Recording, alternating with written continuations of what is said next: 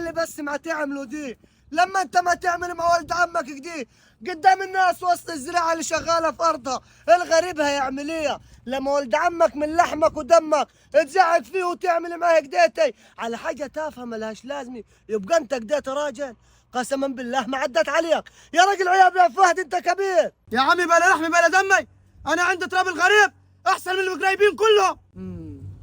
يعني ظهرك وسندك تراب الغريب احسن منهم؟ يبقى انت ما فيكش خيار. غور يا راجل، ده انت ما تعرفش اي حاجه. فهد دي يا حلاوه، ده انا معدور عليك بالحلاوه يا راجل، ده انا انت نهردي. اهدى يا عمي وخف زعيق، الناس حوالاني. طب وانا مالي بالناس؟ لو خايف على سمعتك يا حبيبي سد اللي عليك يا مديون. انت مدهن مليون، ده مش 2000 جنيه دول. روح يا عمي وبكره يجوك على الجزمه القديمه.